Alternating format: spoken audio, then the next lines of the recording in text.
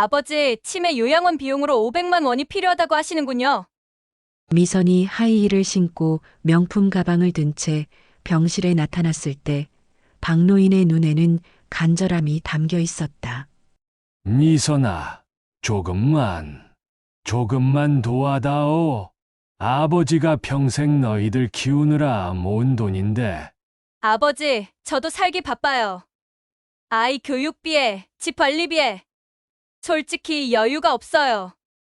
그날 밤 미선의 SNS에는 수백만 원짜리 루이비통 신상백 사진이 올라왔고 박노인은 병원 침대에서 그것을 보며 결심했다.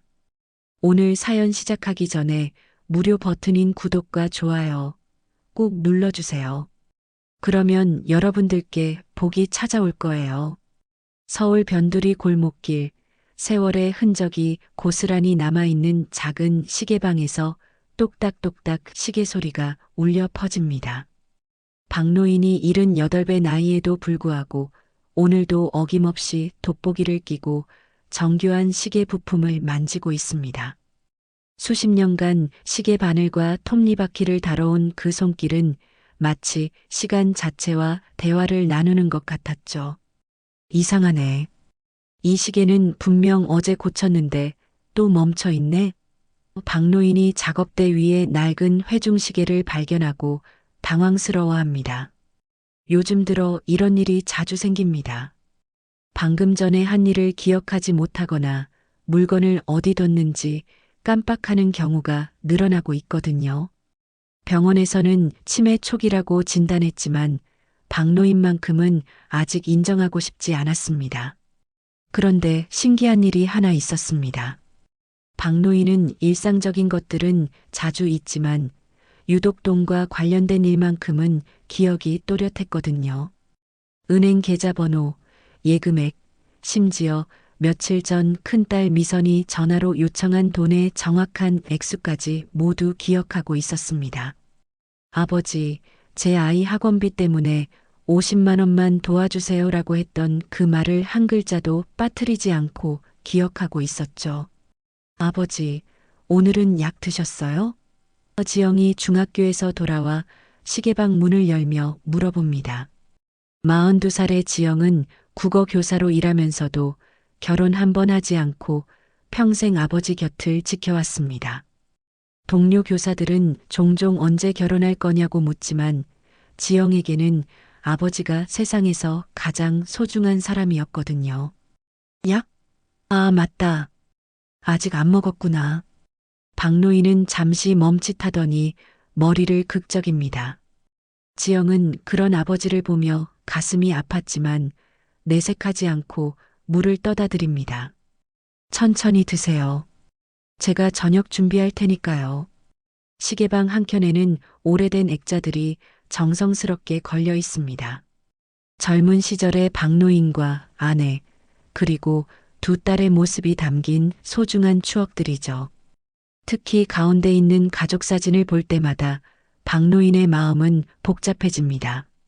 사진 속 미선은 그토록 예쁘고 순수한 미소를 짓고 있었는데 언제부터인가 그 미소를 보기 어려워졌거든요. 아내가 세상을 떠난 지도 벌써 10년이 넘었습니다. 그 이후로 박노인은 지영과 단둘이 살아왔죠.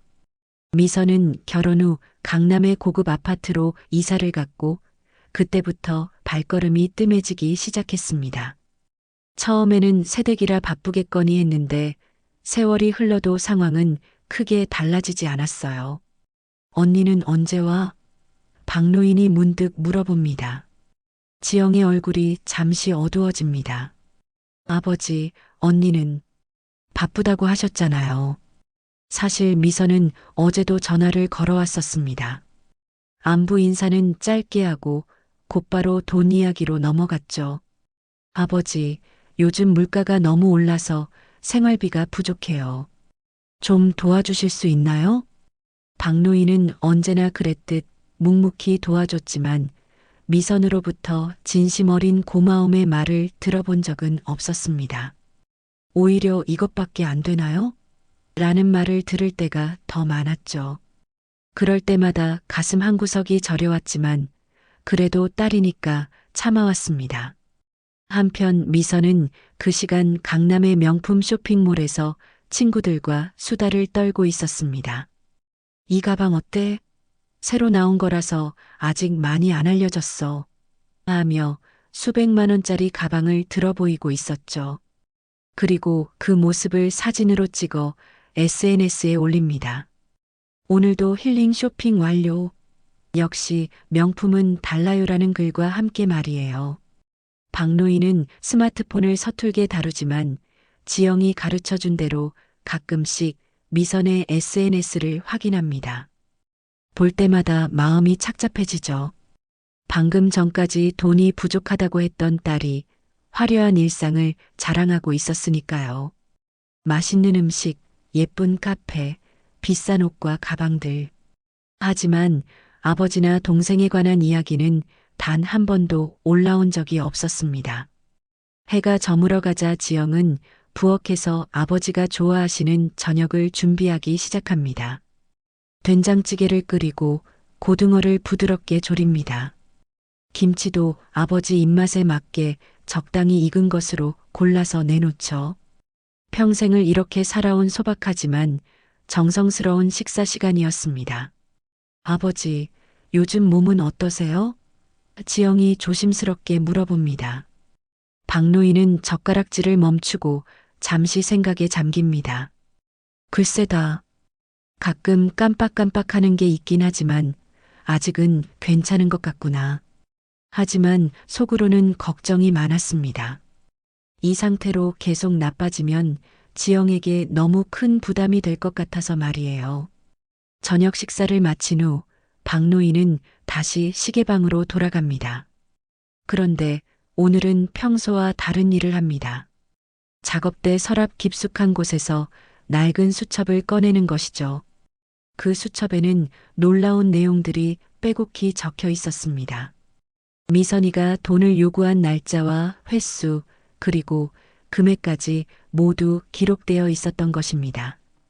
3월 15일 마이너스 학원비 50만 원 요청, 4월 2일 마이너스 생활비 100만 원 요청, 4월 20일 마이너스 급한 일 있다며 200만 원 요청. 무려 28번의 기록이 있었죠. 그런데 마지막에는 이런 메모가 적혀 있었습니다. 고마움 표현 횟수 0번. 박노인의 기억력은 선택적이었습니다. 일상적인 것들은 잊어도 이런 중요한 것들만큼은 절대 놓치지 않았거든요. 수첩 마지막 페이지에는 떨리는 손글씨로 이렇게 적혀 있었습니다. 누가 진짜 효자인지 확인하는 날이 반드시 올 것이다. 그때까지 지켜보겠다. 밤이 깊어가자 박노인은 수첩을 다시 서랍 깊숙이 넣어둡니다. 그리고 침대에 누워 천장을 바라보며 오늘 하루를 되돌아봅니다. 겉보기에는 평범하고 평온한 하루였지만 가슴속에는 계획이 하나씩 자리 잡고 있었습니다. 과연 미선은 자신을 진정으로 사랑하는 걸까? 아니면 단순히 돈 때문일까 하는 그 오랜 의문에 대한 답을 찾을 때가 다가오고 있었습니다. 다음 날 아침, 박노인은 평소보다 일찍 일어났습니다. 어젯밤 뒤척이며 잠을 제대로 이루지 못했거든요. 지영이 학교에 가기 전 아침을 차려주고 나서 박노인은 혼자 시계방에 앉아 생각에 잠겼습니다. 그런데 오늘따라 손이 떨려서 시계 수리에 집중하기가 어려웠어요. 똑딱, 똑딱. 벽에 걸린 시계들이 서로 다른 리듬으로 시간을 알려주고 있었지만 박노인의 귀에는 모든 소리가 둔탁하게 들렸습니다. 가슴이 답답하고 숨쉬기도 힘들었죠. 평생 시계와 함께 살아온 그에게 시계 소리가 이렇게 괴롭게 느껴진 적은 처음이었습니다. 아버지, 괜찮으세요? 점심때 들른 지영이 걱정스럽게 물어봅니다. 박노인의 얼굴이 평소보다 창백해 보였거든요. 이마에는 식은땀이 맺혀 있었고 평소 정교했던 손동작도 어딘가 어색해 보였습니다. 좀 어지러운 것 같구나. 그냥 감기인가 보다.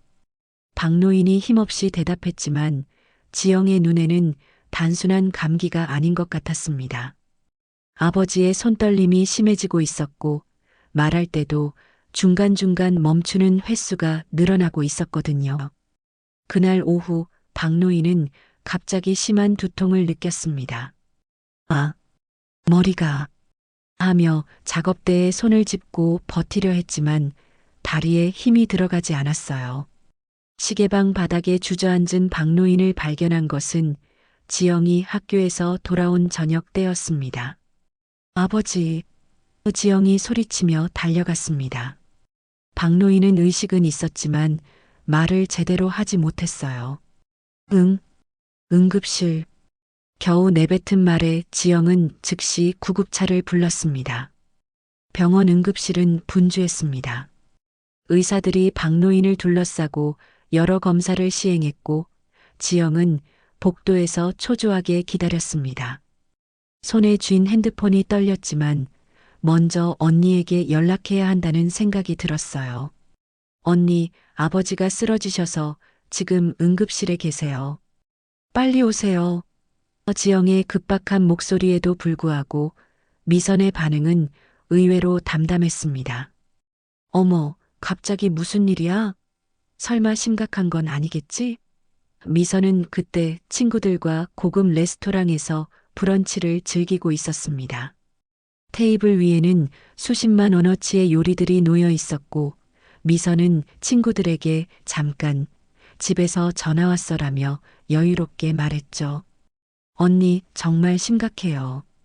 아버지가 말도 제대로 못하세요. 지영의 다급한 목소리에도 미선은 서두르지 않았습니다. 알았어. 일단 먹던 거 마저 먹고 갈게. 응급실이면 어차피 기다려야 할 텐데 뭐. 그리고 이미 주문한 거 다 나왔잖아. 이거 다 버리기 아까워. 1시간 반이 지나서야 미선이 병원에 도착했습니다. 여전히 하이힐을 신고 새로 산 명품 가방을 들고 나타난 그녀를 보며 지영은 말문이 막혔어요.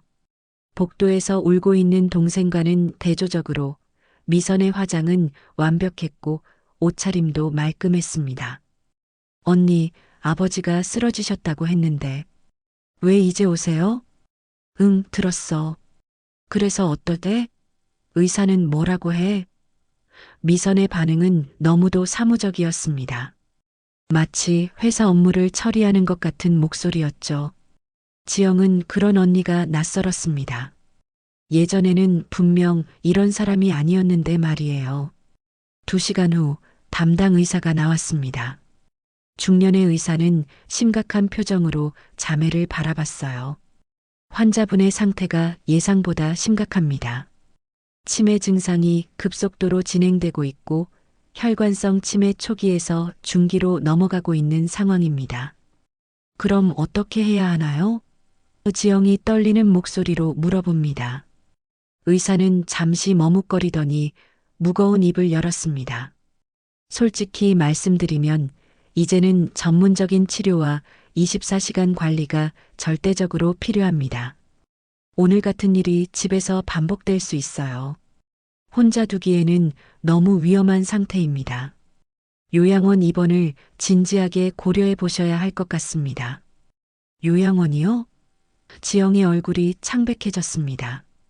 아버지를 요양원에 보낸다는 것은 한 번도 생각해 본 적이 없었거든요. 네, 그리고 현실적인 문제도 말씀드려야겠는데 의사가 조심스럽게 말을 이어갔습니다. 요즘 괜찮은 요양원들은 대기가 길고 비용도 만만치 않습니다. 초기 입원비와 보증금 그리고 각종 검사비를 합쳐서 대략 500만 원 정도가 필요할 겁니다. 월 관리비는 별도고요. 그 순간 지영의 마음이 무너져 내렸습니다. 교사 월급으로는 도저히 감당할 수 없는 금액이었거든요. 500만 원. 중얼거리는 지영의 목소리가 떨렸습니다. 미선이 팔짱을 끼며 입을 열었습니다. 그런데 꼭 요양원에 보내야 하나요? 집에서 돌볼 수는 없는 건가요? 요즘 재택 간병 서비스도 있던데. 환자분이 어젯밤에도 몇 번 깨어서 집을 나가려고 하셨어요. 치매 환자들에게 흔한 증상인데 낙상 위험이 매우 크고 실제로 길을 잃고 헤매는 경우도 많습니다. 24시간 전문 인력이 지켜봐야 하는 상태예요. 일반 가정에서는 현실적으로 한계가 있을 겁니다. 의사의 설명을 듣고 나서야 두 자매는 상황의 심각성을 깨달았습니다. 특히 지영은 그동안 아버지의 증상을 과소평가했다는 것을 알게 되었죠. 병실로 돌아온 자매들 앞에서 박노인은 의식을 완전히 회복하고 있었습니다. 여기가 어디지? 지영아? 하며 두리번거리는 아버지를 보며 지영의 눈에 눈물이 고였어요. 아버지, 병원이에요. 집에서 쓰러지셔서 모셔온 거예요. 이제 괜찮으시니까 걱정 마세요. 지영이 아버지의 거친 손을 잡으며 위로했습니다. 박노인은 천천히 주변을 둘러보다가 미선을 발견했습니다. 미선이구나. 바쁠 텐데 와줘서 고맙다. 온 지 오래됐냐? 아니요, 방금 왔어요. 미선이 어색하게 대답했습니다. 사실은 1시간 반이나 늦었지만 굳이 말할 필요는 없다고 생각했거든요. 박노인은 잠시 생각하더니 미선의 손을 힘없이 잡았습니다. 얘야, 아버지가 부탁이 하나 있다. 목소리가 평소보다 많이 약해져 있었지만 눈빛만큼은 간절했어요. 네, 말씀하세요, 아버지. 의사 선생님 말로는 요양원에 가야 한다는구나. 혼자 있으면 위험하다고. 그런데 돈이 좀 많이 든다고 하더라. 500만 원이나. 박노인의 목소리가 점점 작아졌습니다. 미선의 표정이 미묘하게 변했습니다. 지영은 그 변화를 놓치지 않았죠. 언니의 눈빛이 차갑게 식어가고 있는 것을 느꼈거든요. 아버지, 제가 알아볼게요. 어떻게든 방법을 찾아보겠습니다. 지영이 다급하게 말했지만 속으로는 막막했습니다. 당장 500만 원을 마련할 방법이 없었거든요. 하지만 박노인은 지영이 아닌 미선만을 바라보고 있었습니다. 미선아, 조금만, 정말 조금만 도와다오. 아버지가 평생 너희들 키우느라 한 푼씩 모은 돈인데 이럴 때 써야 하는 거 아니냐? 내가 어릴 때부터 지금까지 얼마나 도와줬는데. 그 순간 미선의 얼굴이 차갑게 굳어졌습니다. 아버지, 죄송하지만 저도 살기 바빠요. 아이 교육비에, 집 관리비에, 남편 사업 자금까지. 솔직히 여유가 전혀 없어요. 목소리가 점점 날카로워졌습니다. 그래도 딸이. 박노인의 말이 끝나기 전에 미선이 말을 끊었습니다. 아버지, 지영이가 여태까지 아버지 옆에서 돌봐드렸잖아요. 저는 이미 제 할 일 다 했다고 생각해요. 결혼하기 전까지는 충분히 효도했고요. 미선의 차가운 말에 병실 안이 순간 얼어붙었습니다. 지영이 믿을 수 없다는 표정으로 언니를 바라봤어요. 언니, 그게 무슨 말이에요? 아버지가 이런 상황인데. 사실대로 말한 거야. 나는 결혼도 했고 내 가정이 있어. 당신이 결혼 안 하고 아버지 옆에 있기로 한 건 당신 선택이잖아. 그럼 끝까지 책임져야죠. 박노인은 그 말을 들으며 가슴이 무너지는 것을 느꼈습니다. 하지만 동시에 이상한 감정이 들었어요. 마치 오랫동안 의심해왔던 것이 마침내 확인되는 듯한 쓸쓸함과 동시에 묘한 각성 같은 것이었죠. 역시 그랬구나. 그날 저녁 미선은 집으로 돌아가면서도 친구들과 약속이 있었습니다. 강남의 고급 쇼핑몰에서 새로 들어온 루이비통 신상품을 구경하러 가는 것이었죠. 그리고 그 모습을 사진으로 찍어 SNS에 올렸습니다. 힘든 하루였지만 그래도 자기 관리는 기본이죠. 루이비통 신상백으로 기분 전환. 새로 산 수백만 원짜리 가방 사진과 함께 말이에요. 박노인은 그날 밤 병원 침대에 누워 천장을 바라보며 생각했습니다. 내 피 같은 돈으로 저 아이는 나를 짓밟고 있구나.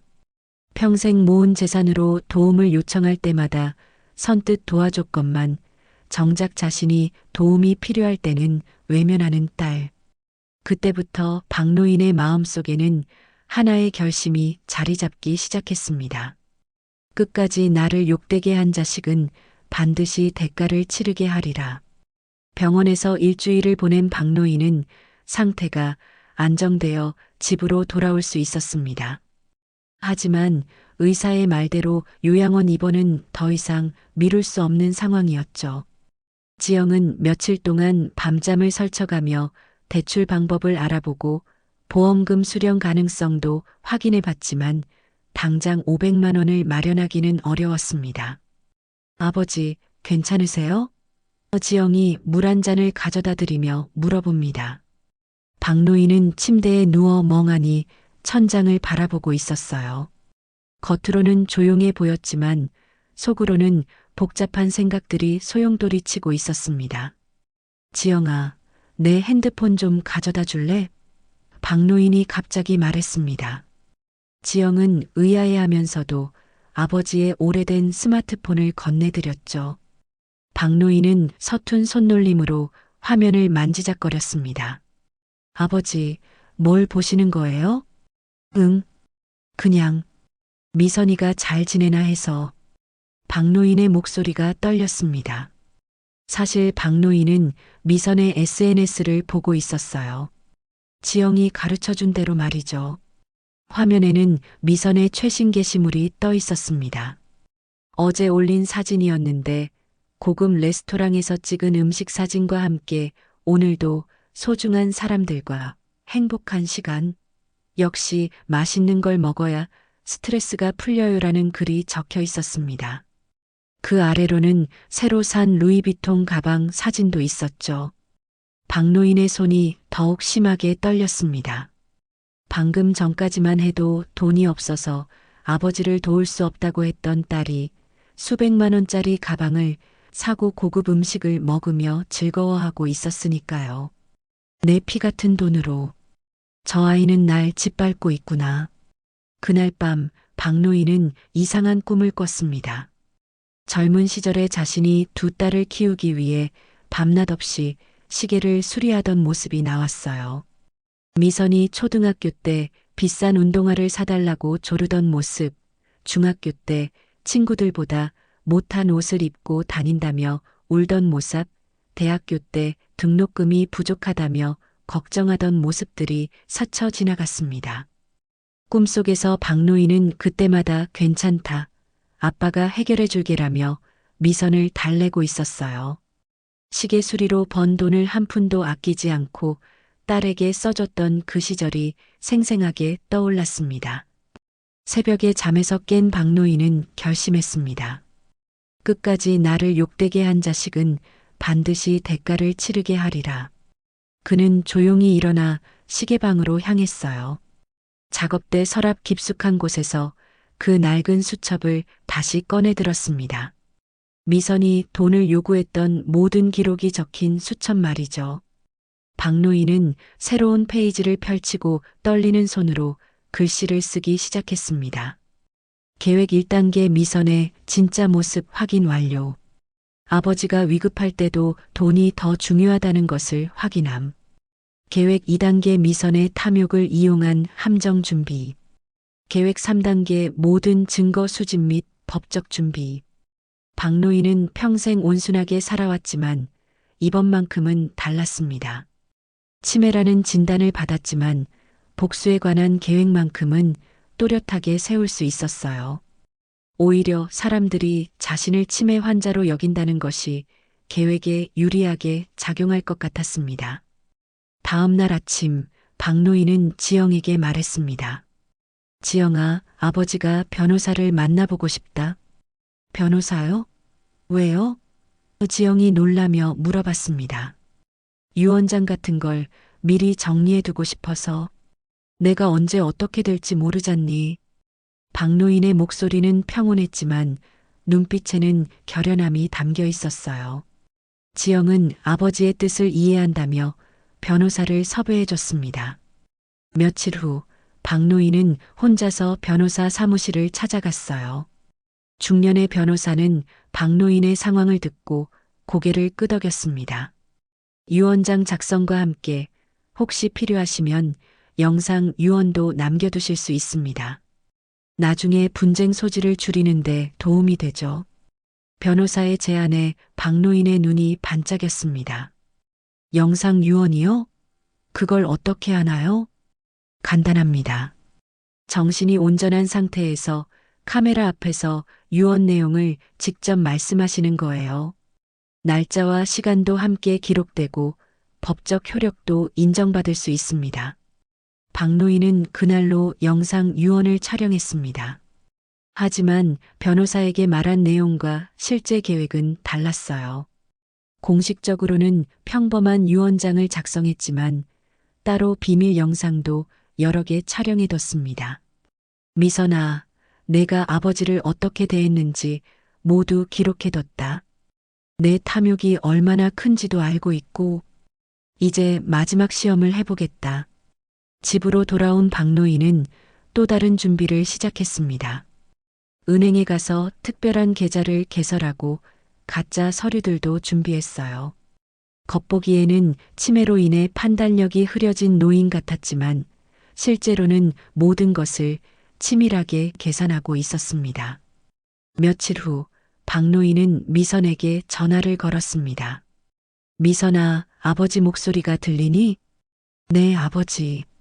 몸은 좀 어떠세요? 응, 많이 좋아졌어. 그런데 미선아, 아버지가 너한테 미안한 게 있다.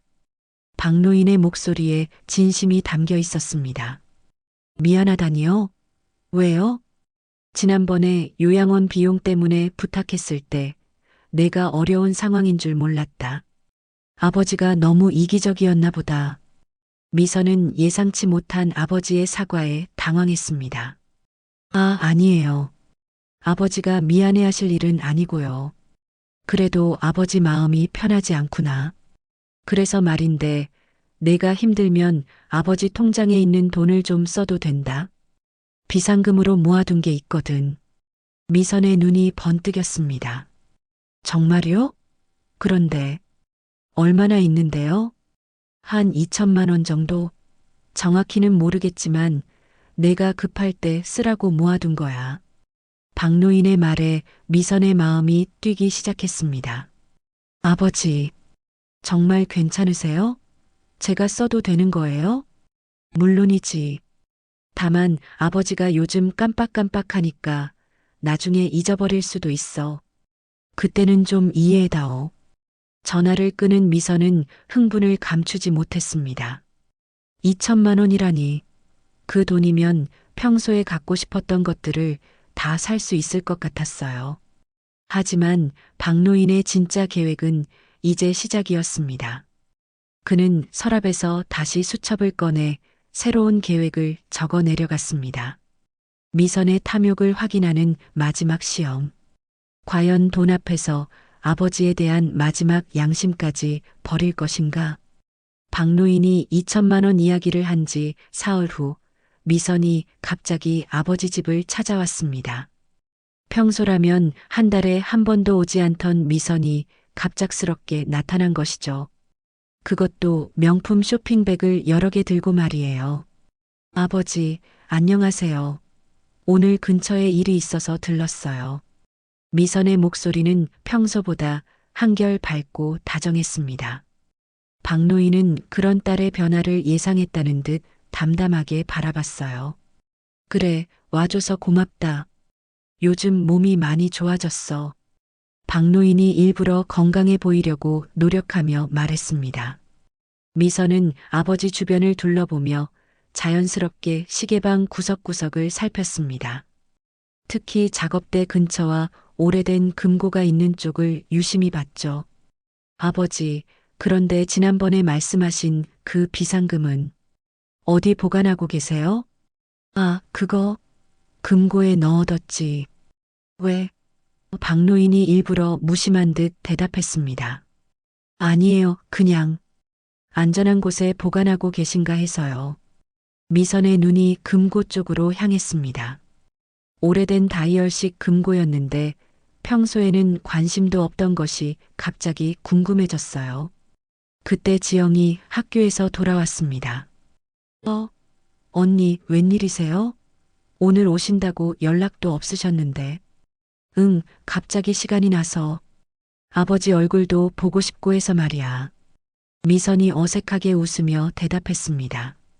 하지만 지영은 언니의 행동이 평소와 다르다는 것을 느꼈어요. 특히 언니가 시계방 이곳저곳을 둘러보는 모습이 이상했거든요. 저녁 식사 시간 미선은 평소보다 훨씬 친근하게 굴었습니다.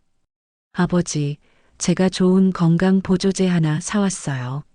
몸에 좋다고 하니까 꼭 드세요. 하며 비싼 포장의 건강식품을 내놨죠. 고맙구나. 그런데 이런 비싼 거 왜 사왔니? 돈이 아까운데. 박노인이 일부러 걱정스러운 표정을 지었습니다. 에이, 아버지 건강이 더 중요하죠. 그런데 아버지. 미선이 조심스럽게 운을 떼었습니다.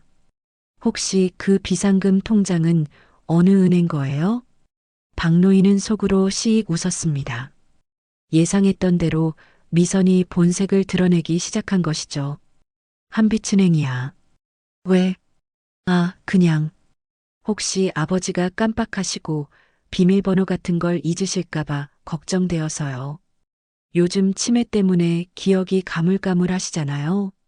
지영이 깜짝 놀라며 언니를 쳐다봤습니다. 아버지 앞에서 대놓고 치매 이야기를 하다니 너무 노골적이었거든요. 언니 그런 말씀을. 아니야, 지영아. 미선이 말이 맞아. 나도 요즘 깜빡깜빡하는 게 많아서 걱정이야. 박노인이 일부러 미선의 편을 들었습니다. 그래서 말인데 미선아. 혹시 급한 일 있으면 아버지 통장 쓰라고 했잖니? 미선의 눈이 반짝였습니다. 네, 말씀하셨죠. 그런데 아버지가 나중에 기억을 못할 수도 있으니까 위임장 같은 걸 써놓는 게 어떨까? 그럼 내가 필요할 때 쓸 수 있잖아. 위임장이요? 미선의 목소리가 약간 떨렸습니다. 그런 중요한 서류를 아버지가 자진해서 제안하다니 예상치 못한 일이었거든요. 그래, 법정동에 있는 은행 지점장이 아버지 오랜 친구야. 그 사람한테 미리 이야기해 놓으면 절차도 간단할 거고. 박노인이 구체적인 정보까지 알려줬습니다. 지영은 이상함을 느꼈습니다. 평소 아버지라면 절대 이런 중요한 결정을 쉽게 내리지 않을 텐데 오늘따라 너무 성급한 것 같았어요. 아버지, 그런 중요한 일은 좀 더 신중하게 생각해 보시는 게. 지영아, 괜찮어. 어차피 우리 가족끼리 하는 일인데 뭐. 박노인이 지영의 말을 막았습니다. 미선은 내심 기뻐했지만 겉으로는 조심스러운 척했어요. 아버지, 정말 괜찮으세요? 저 때문에 무리하시는 건 아니죠? 무슨 소리야? 내 딸인데 뭐가 무리야? 그런데 미선아. 박노인이 갑자기 진지한 표정을 지었습니다. 아버지가 한 가지만 부탁할게. 정말 급한 일이 있을 때만 쓰렴. 그리고 쓰고 나서는 꼭 아버지한테 말해줘야 해. 물론이죠. 제가 어떤 사람인지 아시잖아요. 미선이 환한 미소를 지으며 대답했습니다. 다음 날 미선은 재빨리 아버지를 은행으로 모셔갔습니다. 평소라면 이런 일에 관심도 없던 미선이 갑자기 적극적으로 나서는 모습의 지영은 불안했지만 아버지가 원하는 일이라고 하니 말릴 수도 없었어요. 은행에서 박노인은 떨리는 손으로 서류에 서명했습니다. 하지만 그 서류는 미선이 생각하는 것과는 전혀 다른 내용이었죠. 겉보기에는 평범한 위임장처럼 보였지만 실제로는 아무런 법적 효력이 없는 가짜 서류였던 것입니다. 지점장님, 이 서류는 언제부터 효력이 발생하나요? 미선이 은근히 물어봤습니다. 지점장은 박노인과 눈빛을 주고받더니 대답했습니다. 보통은 즉시 효력이 발생하지만 고객분의 요청에 따라 특별한 조건을 둘 수도 있습니다. 박노인이 고개를 끄덕였습니다. 네, 저는 특별한 절차를 원합니다. 나중에 자세히 설명드리죠. 미선은 그 말의 의미를 정확히 이해하지 못했지만 일단 서류를 받았다는 것에 만족했어요. 마치 2천만 원이 이미 자신의 손에 들어온 것처럼 느껴졌거든요. 집으로 돌아온 후 미선의 태도는 더욱 적극적으로 변했습니다. 아버지, 앞으로 제가 더 자주 뵈러 올게요. 그리고 필요한 거 있으면 언제든지 연락하세요. 고맙구나.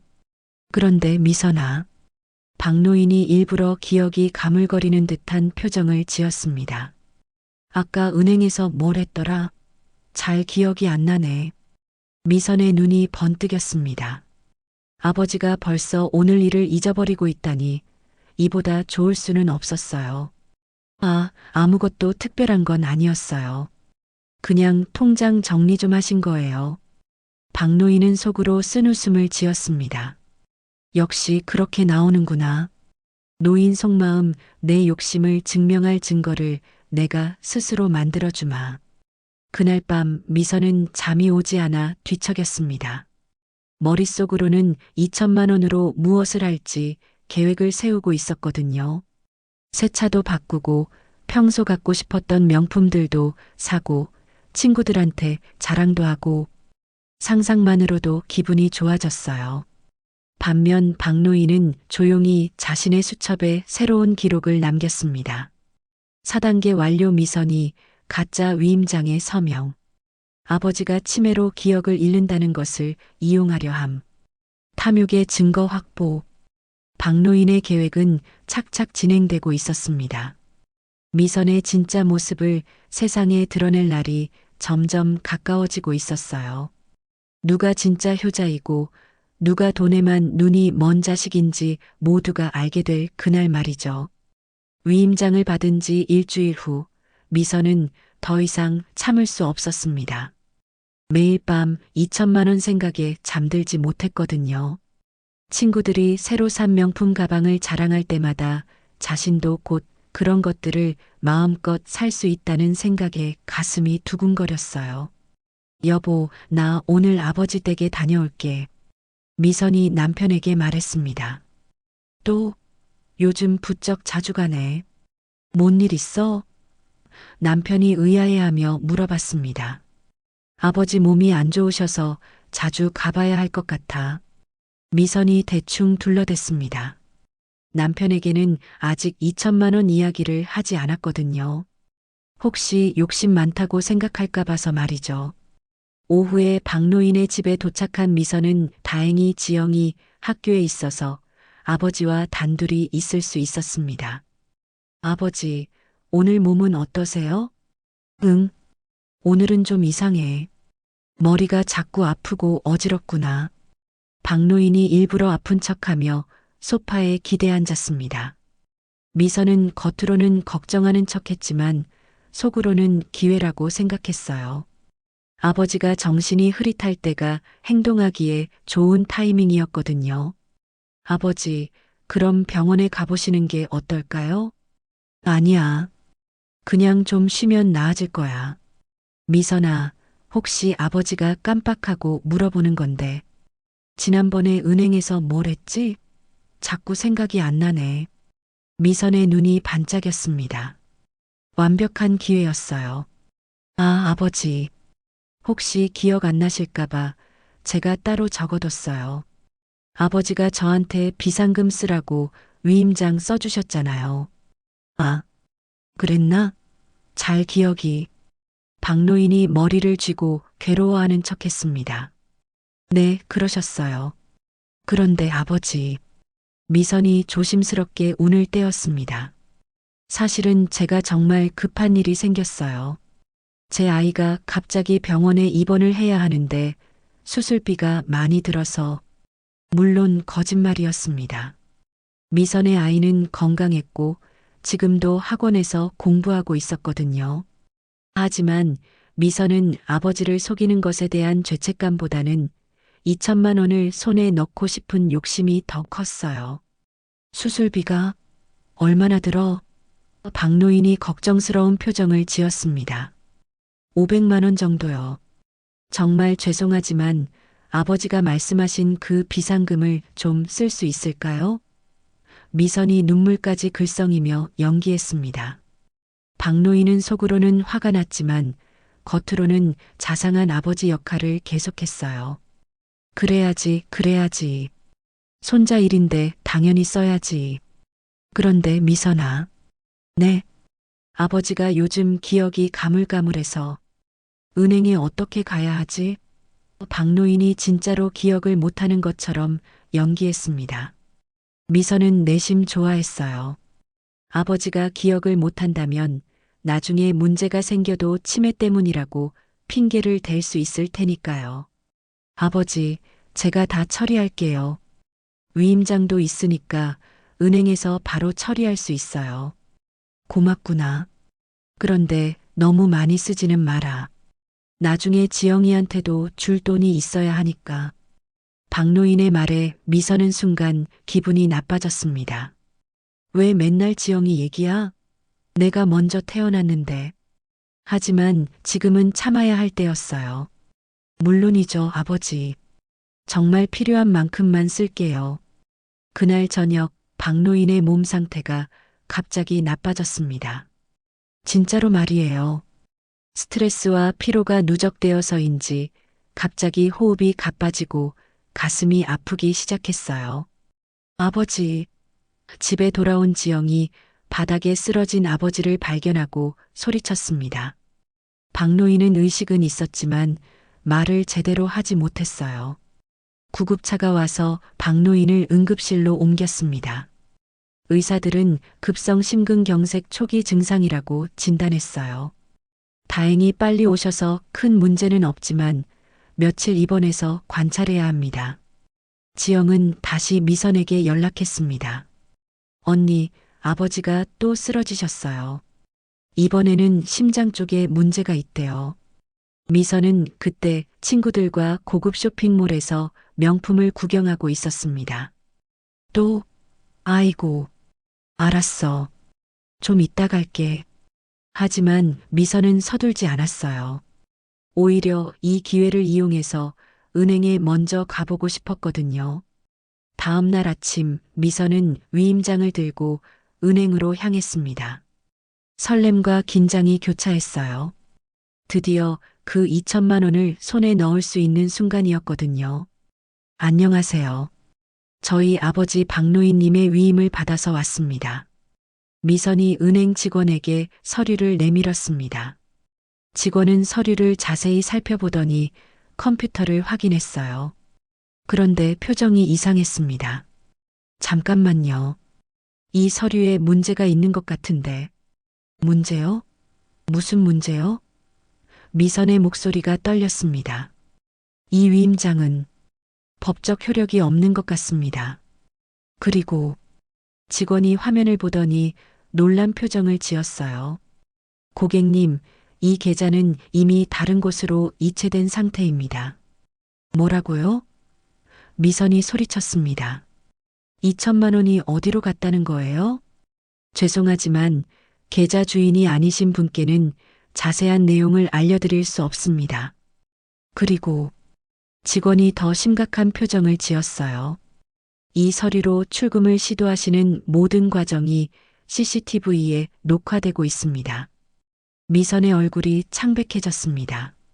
뭔가 크게 잘못되고 있다는 것을 깨달았거든요. 그럼 제가 지금까지 한 게 다 기록되고 있다는 얘기예요?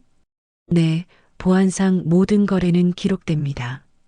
특히 위임장을 사용한 거래는 더욱 철저히 관리됩니다. 그때 미선의 핸드폰이 울렸습니다. 병원에서 온 전화였어요. 미선 씨, 아버지가 깨어나셔서 계속 미선 씨를 찾고 계십니다. 빨리 오실 수 있나요? 미선은 은행을 나서며 온몸이 떨렸습니다. 뭔가 이상했어요. 아버지가 정말 치매 때문에 기억을 못하는 건지 아니면 다른 이유가 있는 건지 의심스러워지기 시작했거든요. 병원에 도착한 미선은 침대에 누워있는 아버지를 보았습니다. 박노인은 마지막 힘을 짜내듯 지영의 손을 잡고 있었어요. 지영아, 내 언니의 탐욕을 내가 끝내리라. 박노인의 목소리는 약했지만 그 의미는 분명했습니다. 미선은 그 말을 들으며 등골이 오싹해졌어요. 아버지가 모든 것을 알고 있었다는 뜻이니까요. 박노인은 미선을 바라보며 씩 웃었습니다.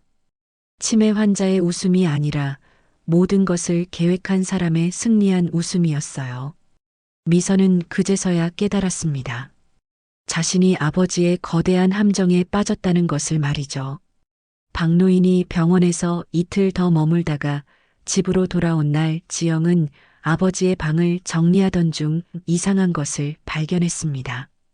침대 옆 서랍 깊숙한 곳에서 작은 열쇠가 나온 것이죠. 그 열쇠는 시계방에 있는 오래된 서랍장의 것이었어요. 아버지, 이 열쇠가 뭐예요? 지영이 물어보자 박노인은 잠시 망설이더니 고개를 끄덕였습니다. 지영아, 아버지가 너한테 보여줄 게 있다. 박노인의 목소리에는 깊은 피로와 함께 묘한 결의가 담겨 있었어요. 지영은 아버지를 따라 시계방으로 갔습니다. 박노인이 그 열쇠로 서랍을 열자 안에서 낡은 다이어리와 함께 작은 회중시계가 나왔어요. 그런데 그 회중시계는 지영이 한 번도 본 적이 없는 것이었습니다. 이게 뭐예요? 지영이 호기심을 보이자 박노인은 조심스럽게 회중시계를 열었습니다. 그런데 시계 안쪽에는 시계 부품이 아니라 작은 USB가 들어 있었던 것이죠. 아버지, 이게 뭐예요? 지영의 목소리가 떨렸습니다. 박노인은 깊은 한숨을 쉬었습니다. 지영아, 아버지가 그동안 너희들을 지켜봤다. 특히 미선이를. 박노인의 눈에 눈물이 맺혔어요. 아버지는 치매가 생기면서 많은 걸 잊어가지만 중요한 것들은 오히려 더 선명하게 기억나더라. 지영은 아버지의 말을 이해하지 못했습니다. 무슨 말씀이세요? 이 USB에는 그동안 미선이가 아버지한테 어떻게 했는지, 그리고 최근에 돈 때문에 어떤 행동을 했는지 모든 게 담겨 있다. 박노인의 목소리가 점점 약해졌어요. 지영은 떨리는 손으로 USB를 받았습니다. 그리고 박노인의 오래된 노트북에 USB를 연결했어요. 화면에 나타난 영상을 보며 지영은 충격을 받았습니다. 첫 번째 영상은 박노인이 혼자 있을 때 촬영한 것이었어요. 오늘은 2024년 11월 15일입니다. 나 박노인은 정신이 온전한 상태에서 이 영상을 남깁니다. 화면 속 아버지는 지금보다 훨씬 건강해 보였어요. 내가 치매 진단을 받은 후로 두 딸의 반응이 완전히 달라졌습니다. 지영이는 더욱 헌신적으로 돌봐주고 있지만 미선이는. 박노인이 잠시 말을 멈췄어요. 미선이는 내가 죽기만 기다리고 있는 것 같습니다. 두 번째 영상에서는 미선이 전화로 돈을 요구하는 모든 대화가 녹음되어 있었습니다. 아버지, 급한 일이 생겼는데 돈 좀 빌려주세요.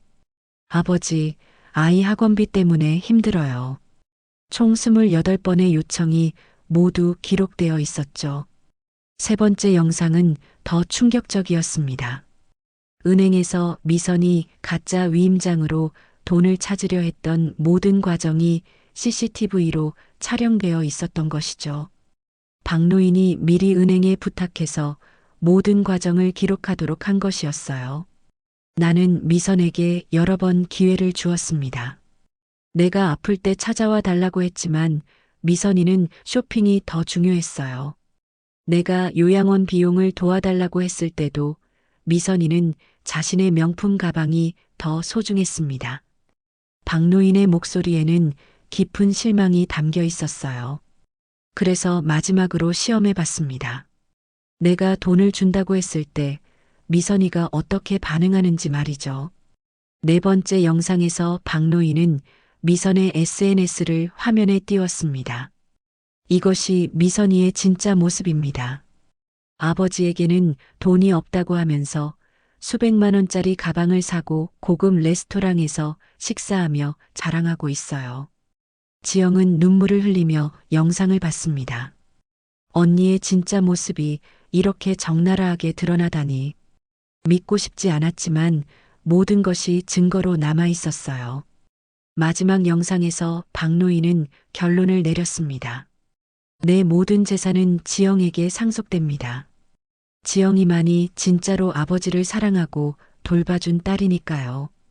그리고 미선이의 죄는 미선이 스스로 세상에 밝히게 될 것입니다.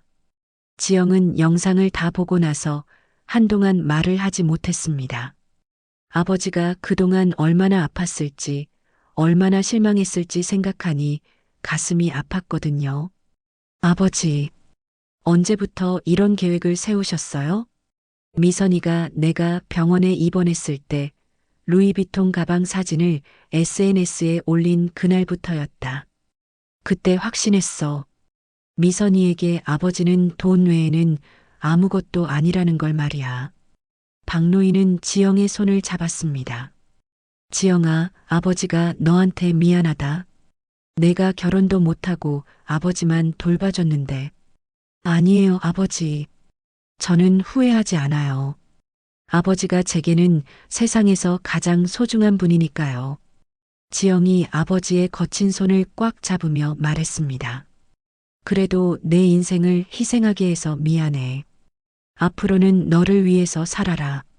아버지 걱정은 하지 말고. 박노인의 목소리가 점점 약해졌어요. 지영은 눈물을 닦으며 다짐했습니다. 아버지, 제가 끝까지 진실을 지켜낼게요. 그리고 언니한테도 기회를 주고 싶어요. 혹시 언니가 잘못을 깨닫고 진심으로 뉘우친다면. 하지만 박노인은 고개를 저었습니다. 지영아, 사람은 쉽게 바뀌지 않는다.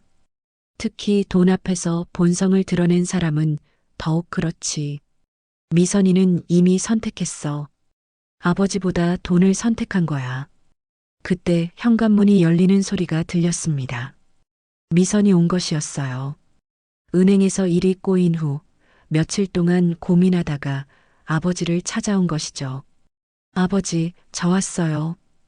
미선의 목소리가 평소보다 조심스러웠습니다. 뭔가 잘못되었다는 것을 직감하고 있었거든요. 지영은 재빨리 USB를 숨기고 아버지를 침대로 모셨습니다. 박노인은 지영에게 속삭였어요. 아직은 때가 아니다. 조금만 더 기다려라. 미선이가 스스로 모든 걸 폭로하게 될 거야. 미선이 방에 들어오자 박노인은 다시 치매 환자 연기를 시작했습니다. 미선아, 내가 누구지? 어디서 봤더라? 미선의 얼굴이 복잡해졌습니다. 아버지가 정말로 기억을 잃어가고 있는 건지 아니면 자신을 시험하고 있는 건지 알 수 없었거든요. 하지만 한 가지는 분명했습니다. 뭔가 큰일이 벌어지고 있다는 것을 말이에요. 박노인의 상태는 점점 나빠져만 갔습니다. USB를 지영에게 보여준 지 사흘 후 박노인은 다시 응급실로 실려갔어요. 이번에는 정말 심각했습니다. 의사들은 가족들에게 마음의 준비를 하라고 했죠. 아버지, 아버지. 지영이 박노인의 손을 잡고 울었습니다. 중환자실에서 의식을 잃고 누워있는 아버지를 보니 마음이 찢어지는 것 같았어요. 미선도 병원에 왔지만 표정이 복잡했습니다. 아버지에 대한 걱정도 있었지만 한편으로는 상속 문제가 머릿속을 맴돌았거든요. 아버지가 정말 돌아가시면 그 2천만 원은 어떻게 되는 거지? 사흘 후 박노인은 영원히 눈을 감았습니다. 평생을 시계와 함께 살아온 그의 마지막 시간이었어요. 임종을 지키던 지영은 오열했지만 미선은 눈물을 흘리면서도 계속 다른 생각을 하고 있었습니다. 장례 준비가 시작되자 미선의 본색이 더욱 드러났습니다. 지영아, 장례식장은 너무 비싼 곳으로 하지 말자. 어차피 올 사람도 많지 않을 텐데. 언니, 아버지 마지막인데 그런 말씀을. 지영이 믿을 수 없다는 표정으로 언니를 바라봤어요. 현실적으로 생각해야지. 돈은 한정되어 있고 나중에 상속받을 것도 생각해야 하잖아. 미선의 말에 지영은 할 말을 잃었습니다. 장례식 당일 작은 장례식장에는 생각보다 많은 사람들이 찾아왔습니다. 박노인이 평생 수리해준 시계를 가진 동네 사람들, 지영의 동료 교사들, 그리고 몇몇 친척들이 모였어요. 모두들 박노인의 인품을 그리워하며 조문을 했습니다. 박노인 씨는 정말 좋은 분이셨어요. 우리 시계를 고쳐주실 때마다 항상 웃으면서 해주셨는데, 한 할머니가 지영의 손을 잡으며 위로했습니다. 하지만 미선은 그런 분위기에 별로 관심이 없어 보였습니다. 계속 시계를 보며 언제 끝날지만 궁금해했거든요. 특히 변호사가 언제 올지 초조하게 기다리고 있었어요. 오후 2시 드디어 변호사가 도착했습니다. 중년의 남성 변호사는 검은 서류 가방을 들고 엄숙한 표정으로 나타났어요. 미선의 눈이 번뜩였습니다.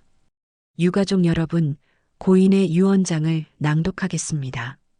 변호사가 서류를 꺼내며 말했습니다. 장례식장이 조용해졌어요. 미선은 가슴이 두근거렸습니다. 드디어 그 2천만 원을 포함한 아버지의 모든 재산이 어떻게 분배될지 알 수 있는 순간이었거든요. 당연히 자신도 상당 부분을 받을 거라고 생각했어요. 고 박노인 씨의 유언에 따르면 변호사가 엄숙하게 읽기 시작했습니다. 먼저 장남, 장녀가 아닌 차녀 박지영에 대한 언급부터 하겠습니다. 미선이 고개를 갸웃거렸습니다. 왜 동생 이야기부터 하는 거지? 고 박노인의 전 재산인 부동산, 예금, 그리고 모든 동산은 차녀 박지영에게 전부 상속한다. 장례식장이 순간 조용해졌습니다. 미선의 얼굴이 하얗게 질렸어요. 전부요? 전부라고 하셨나요? 변호사가 고개를 끄덕였습니다. 네, 전 재산을 차녀에게 상속한다고 명시되어 있습니다. 미선은 자리에서 벌떡 일어났습니다. 그럴 리가 없어요. 분명히 아버지가 저한테도 돈을 주신다고 했는데 2천만 원을 제가 쓸 수 있다고 하셨다고요. 미선 씨, 진정하세요. 지영이 언니를 말리려 했지만 미선은 이미 흥분 상태였어요. 거짓말이에요. 아버지가 저한테 위임장도 써주셨단 말이에요. 은행에 가서 확인해 보세요. 미선이 소리치자 장례식장의 모든 사람들이 그녀를 쳐다봤습니다. 그때 변호사가 또 다른 서류를 꺼냈습니다. 혹시 이것을 말씀하시는 건가요? 그것은 미선이 받았던 위임장이었어요. 미선의 눈이 반짝였습니다. 맞아요. 바로 그거예요. 하지만 이 서류는 변호사가 서류를 자세히 살펴보며 말했습니다. 법적 효력이 전혀 없는 가짜 서류입니다. 고 박노인 씨가 미리 준비해 두신 것 같네요. 가짜라고요? 미선의 목소리가 떨렸습니다. 그때 장례식장 앞쪽에 설치된 대형 화면이 갑자기 켜졌습니다. 지영이 미리 준비한 것이었어요. 화면에는 박노인의 모습이 나타났습니다. 미선아, 이 영상을 보고 있다면 아버지는 이미 세상을 떠났을 것이다. 화면 속 박노인의 목소리가 장례식장에 울려 퍼졌어요. 하객들이 모두 화면을 주목했습니다. 미선은 다리에서 힘이 빠져 의자에 주저앉았어요. 나는 미선에게 여러 번 기회를 주었다. 내가 아플 때도 돈이 필요할 때도 말이다. 하지만 미선은 매번 아버지보다 돈을 선택했다. 화면에는 미선이 돈을 요구했던 모든 전화 기록이 나왔습니다. 날짜와 함께 정확한 금액까지 모두 기록되어 있었어요. 그리고 이것이 미선의 진짜 모습이다. 화면에 미선의 SNS 게시물들이 연달아 나타났습니다. 아버지에게는 돈이 없다고 하면서 수백만 원짜리 명품들을 자랑하는 모습들이었어요. 하객들이 웅성거리기 시작했습니다. 저런, 아버지가 병원에 계실 때 쇼핑을 하고 있었다니. 그래서 나는 마지막으로 시험해 봤다. 위임장을 준다고 했을 때 미선이 어떻게 행동하는지 말이다. 화면에는 은행 CCTV 영상이 나왔어요. 미선이 가짜 위임장으로 돈을 찾으려 했던 모든 장면이었습니다. 내가 위임장을 요구할 때 나는 이미 내 욕심을 시험하고 있었다. 내 손에 쥔 종이는 다 가짜였다. 내가 욕심을 드러내는 순간 넌 내 딸이기를 포기한 거다. 미선은 그 자리에서 완전히 무너져 버렸습니다. 손에 들린 루이비통 가방이 바닥에 떨어지며 공허한 소리를 냈어요. 하객들은 충격에 휩싸였습니다. 평소 효녀로 알려졌던 미선의 진짜 모습이 이렇게 적나라하게 드러나다니 아무도 예상하지 못했거든요. 지영아. 화면 속 박노인이 마지막 말을 이어갔습니다. 너만이 진짜 아버지를 사랑해 주었다.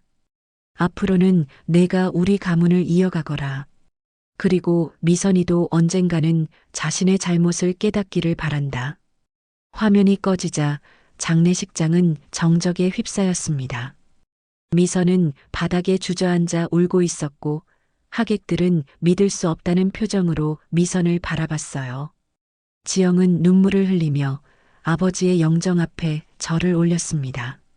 아버지, 진실을 밝혀주셔서 감사합니다. 이제 모든 분들이 진실을 알게 되었어요. 미선은 결국 그 자리에서 도망치듯 장례식장을 떠났습니다. 평생 쌓아온 체면과 명예가 하루아침에 무너져버린 것이었어요. 장례식에서의 충격적인 진실 폭로 이후 미선의 삶은 완전히 무너져 내렸습니다. 하객들 사이에서 퍼진 소문은 순식간에 동네 전체로 번져나갔어요. 박노인의 큰딸이 아버지 돈을 노리고 가짜 서류까지 만들었다더라는 이야기가 입에서 입으로 전해졌습니다. 미선은 집으로 돌아와서도 며칠 동안 밖으로 나오지 못했어요. 아파트 복도에서 만나는 이웃들의 시선이 따가웠거든요. 평소 자신을 부러워했던 사람들이 이제는 경멸의 눈빛으로 바라보고 있었습니다. 여보, 이게 다 무슨 일이야? 남편이 인터넷 기사를 보며 다그쳤습니다. 장례식 영상이 누군가에 의해 온라인에 올라가면서 더 큰 파문이 일고 있었거든요. 회사에서도 사람들이 수군거리고 아이들 학교에서도 연락이 왔어. 미선은 아무 말도 할 수 없었습니다. 변명할 여지가 없었으니까요. 모든 것이 영상으로 증명되었고 자신의 SNS까지 증거로 남아 있었거든요. 일주일 후 더 큰 충격이 찾아왔습니다. 남편이 이혼을 요구한 것이죠. 미선아, 나도 더 이상은 힘들어. 회사에서도 눈치가 보이고 아이들도 학교에서 놀림을 받고 있어. 잠시 떨어져 살자. 여보, 제발. 저 정말 잘못했어요. 다시는 그러지 않을게요. 미선이 울면서 매달렸지만 남편의 마음은 이미 돌아서 있었어요. 미안해. 하지만 내가 친아버지한테 한 일을 보니까 나한테도 언젠가 똑같이 할 것 같아서 더 이상 신뢰할 수가 없어. 결국 미선은 이혼 절차를 밟게 되었고 집도 나와야 했습니다. 평소 자랑하던 강남 아파트도 비싼 차도 모든 것을 정리해야 했어요. 가장 아픈 것은 아이들마저 아버지를 따라가면서 미선을 멀리한다는 것이었습니다. 엄마, 할아버지한테 왜 그랬어요? 할아버지가 그렇게 착한 분이셨는데. 딸이 눈물을 흘리며 물어봤을 때 미선은 대답할 말이 없었어요. 한편 지영은 아버지의 유지를 받들어 의미 있는 일들을 시작했습니다. 상속받은 돈 중 상당 부분을 아버지가 원했던 요양원에 기부했어요. 박노인 기념 치매 환자 지원 기금이라는 이름으로 말이죠. 아버지가 가장 안타까워하셨던 것이 치매 때문에 가족들에게 부담이 되는 거였어요. 그래서 다른 치매 환자분들은 그런 고통을 덜 받으셨으면 좋겠다고 생각했어요. 지영이 기부 행사에서 담담하게 말했습니다. 남은 돈으로는 아버지의 시계방을 리모델링 했습니다. 낡고 어두웠던 공간은 밝고 깔끔한 시계 박물관으로 변신했어요. 박노인이 평생 수리했던 시계들과 그의 작업 도구들, 그리고 손님들이 남긴 감사 편지들이 전시되어 있었습니다. 새로운 간판에는 아버지의 시간이라고 적혀 있었어요. 아버지가 평생 사랑했던 시계와 시간에 대한 헌정이었죠. 박물관 한쪽에는 특별한 코너가 있었습니다. 효와 가족 사랑이라는 제목의 전시 공간이었는데 박노인의 일생과 함께 진정한 효의 의미에 대해 생각해 볼 수 있도록 꾸며져 있었어요. 시계는 고칠 수 있어도 사람의 마음은 고치기 어렵다. 그러나 진실은 언젠가 제자리를 찾는다. 박노인이 남긴 마지막 말이 액자에 걸려 있었습니다. 개관식 날 많은 사람들이 찾아왔습니다. 동네 주민들은 물론이고 지영의 동료 교사들, 그리고 박노인에게 시계를 수리받았던 사람들까지 모두 모였어요. 박노인님은 정말 훌륭한 분이셨어요. 단순히 시계만 고쳐주신 게 아니라 사람들의 마음까지 어루만져 주셨거든요. 한 할머니가 눈물을 흘리며 말했습니다. 지영은 그런 분들의 이야기를 들으며 아버지에 대한 자부심을 느꼈어요. 아버지가 얼마나 많은 사람들에게 사랑받았는지 새삼 깨달았거든요. 한편 미선은 작은 원룸에서 혼자 살게 되었습니다. 평생 써본 적 없던 지하철을 타고 다니며 편의점에서 아르바이트까지 해야 했어요. 예전에는 상상도 할 수 없던 일이었죠. 명품 가방들은 하나씩 팔았습니다. 그 돈으로 생활비를 충당해야 했거든요. 가방을 팔 때마다 과거에 화려했던 일상들이 떠올랐어요. 그때는 정말 행복하다고 생각했는데 지금 생각해보니 모두 허영이었다는 것을 깨달았습니다. 어느 날 미선은 아버지의 시간 박물관 앞을 지나가게 되었습니다. 멀리서나마 아버지의 흔적을 보고 싶었거든요. 하지만 정작 앞에 선이 들어갈 용기가 나지 않았어요. 그때 지영이 나왔습니다. 자매는 몇 달 만에 마주쳤지만 서로 할 말이 없었어요. 언니, 지영이 먼저 입을 열었습니다. 많이 힘들죠? 미선은 고개를 숙였습니다. 지영아, 미안해. 정말 미안해. 목소리가 떨렸어요. 언니, 아버지는 끝까지 언니를 사랑하셨어요. 그래서 더 실망하셨던 거예요. 지영의 말에 미선은 눈물을 흘렸습니다. 나는 정말 어리석었어. 아버지가 얼마나 좋은 분이셨는지, 나를 얼마나 사랑하셨는지, 이제야 알겠어. 미선이 오열했습니다. 지영은 언니의 어깨에 손을 올렸습니다. 늦지 않았어요, 언니. 이제라도 진심으로 뉘우친다면 아버지도 용서해 주실 거예요. 미선은 그날부터 조금씩 변하기 시작했습니다. 편의점 아르바이트를 성실히 했고 번 돈으로는 매달 요양원에 작은 기부를 했어요. 많은 금액은 아니었지만 진심이 담긴 기부였습니다. 1년 후 미선은 지영을 다시 찾아왔습니다. 지영아, 나 간병사 자격증을 땄어. 요양원에서 일하고 싶어? 정말요? 지영이 놀라며 물어봤습니다. 응. 아버지처럼 치매로 고생하시는 분들을 돌봐드리고 싶어? 내가 할 수 있는 최소한의 속죄라고 생각해. 미선의 눈에는 과거와는 다른 진실함이 담겨 있었어요. 지영은 언니의 변화된 모습에 감동했습니다. 언니, 아버지가 정말 기뻐하실 거예요. 그날 저녁 지영은 아버지의 영정 앞에 앉았습니다. 아버지, 언니가 많이 달라졌어요. 이제 진짜로 뉘우치고 있는 것 같아요. 아버지의 계획이 성공한 것 같아요. 마치 아버지의 목소리가 들리는 것 같았습니다. 시계는 고칠 수 있어도 사람의 마음은 고치기 어렵다. 하지만 진실은 언젠가 제자리를 찾는다더니 미선이도 결국 진실한 마음을 찾았구나. 아버지의 시간 박물관은 많은 사람들에게 사랑받는 명소가 되었습니다. 특히 가족의 소중함과 진정한 효의 의미에 대해 생각해보는 교육의 장으로 자리 잡았어요. 벽에 걸린 박노인의 마지막 메시지는 오늘도 많은 사람들에게 깊은 울림을 주고 있습니다. 시계바늘은 한 번 지나간 시간을 되돌릴 수 없지만 사람의 마음은 언제든 새로운 시간을 시작할 수 있다. 중요한 것은 진실한 사랑이다. 오늘 이야기 어떠셨나요? 더 많은 이야기로 다시 찾아올게요. 구독과 좋아요는 큰 힘이 됩니다.